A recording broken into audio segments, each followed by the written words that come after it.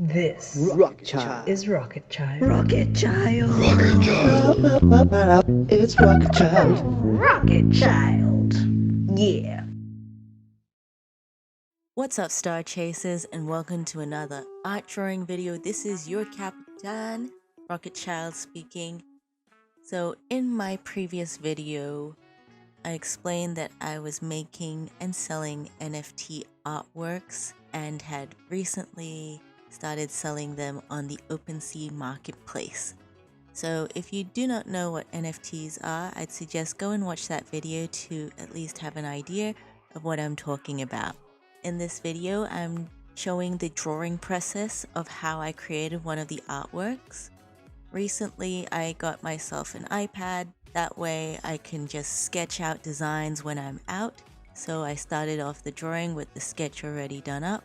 And now I'm just using black outline to go and add the line art. For me, I don't normally do braids, so I wanted to challenge myself to try a new hairstyle.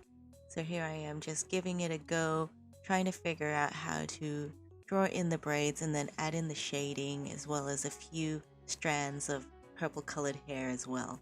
Here I've put the glasses in a different color. That way I have an idea of that they're on a different layer. I can change the colors and then not get too distracted that the glasses are part of the main artwork.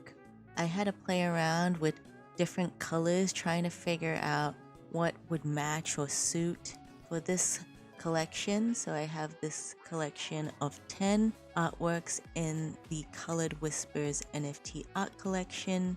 The main idea of this collection is to have an array of different characters with interesting personalities, with lots of color and different textures for the clothing or for the hair or the background. Something that is very original to my art style, and I was just pushing myself to try something new. For the people who have seen my previous speed drawing videos, what I usually like to do is color my layers. A lot of artists like to label their layers and rename them. For me, it is a pain to do because my keyboard is a bit further back than my drawing tablet. That's why I actually prefer to color in my layers. That way I know which ones are which. I tend to have the line art in gray. I have the highlights in yellow, the shadows in the purple, and the rest of the colors, say orange in this case, is just the flat normal color layers. That way I have just an indication and an idea of which layer group is which. So a new technique I've been trying is using the main base colors and then making it a little bit darker and removing that darkness to create the shadows. So this was a new technique. It took me a little bit of a while to figure out how I wanted to do it. In the end, I created different layers, the top layer being the main color and then the bottom layer being the shadow darker version. Then I used the eraser on the top layer to erase the areas where I wanted the shadows to come through. It took a while, but by the time I reached the end, I got the hang of it. What you might notice in this video is I have connected a webcam to film myself as I'm drawing. I tend to be a shy person and was avoiding it for a while, but I just decided to give it a go and see what it was like.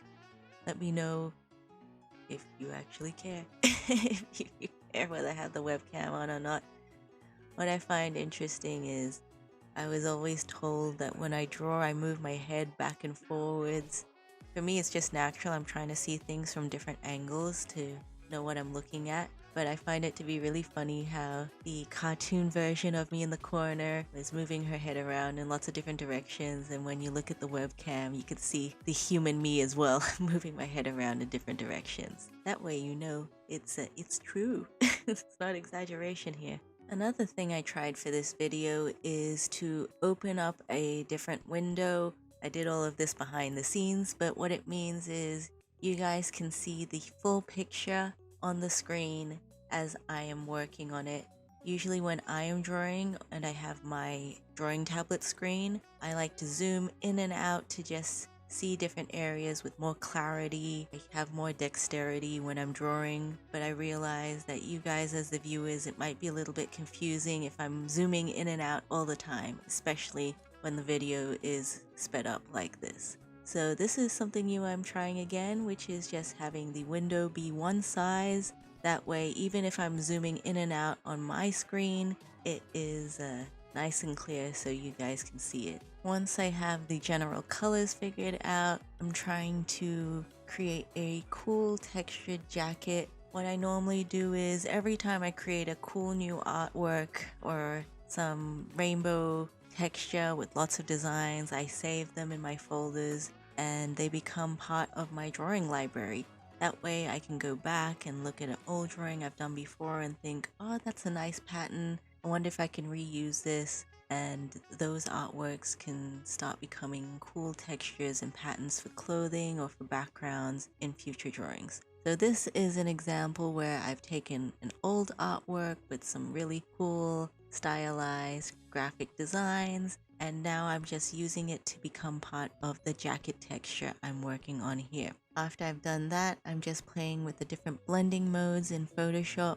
What that means is it just changes the way the image looks when it interacts with some of the other colors. So it can make the image look lighter, it could look darker, change it to black and white, and so many different effects. So usually I like to play with the different blending modes to see what the different colors look like. I may have an idea of colors I like, but in the end, experimenting is always such a fun technique and it gives me options that I never thought possible. Even when working on the background, I did a little bit of something similar where I've combined different artworks I had in my library and I'm just putting them in different positions. I'm changing the blending modes, I'm changing the colors. So in the end, the artworks look nothing like they started off with and they become a cool new fusion that was never seen before ever. And that's what I really enjoy about these artworks, and that's something unique that I can do, is being able to have this textured fusion of lots of different designs and colors and patterns that I've created before, and then be able to make something new and original that never existed. And it is something really cool that I like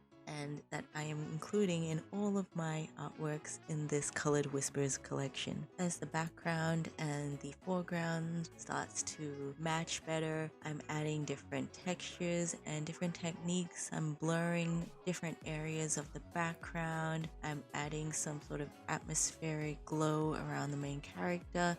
That way she remains the main focus of the image. That way she's clear and she comes forward. I do a lot of things when I'm drawing. Some of them are more instinctive, some of them are really intentful and purposeful, and it's quite a lot to explain in a sped up video.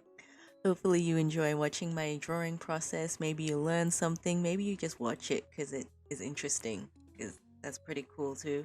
If you like anything about this video, you think it's interesting, please write down in the comments below what you thought was interesting. Did you think that the changes I made a big difference in a positive way or whatever? You know, let me know whether you like seeing the webcam or whether you like seeing the artwork being just still on the screen. That way you're not getting dizzy from the zooming in and outs. If you like art, drawing, tutorial speed drawings and all that sort of stuff, that's what I do. If you're not subscribed already, please hit the subscribe button and check out my channel for any of the past videos I've done. Maybe you'll find something really cool that you will like, and if you haven't, you can always suggest some and I'll see what I can do.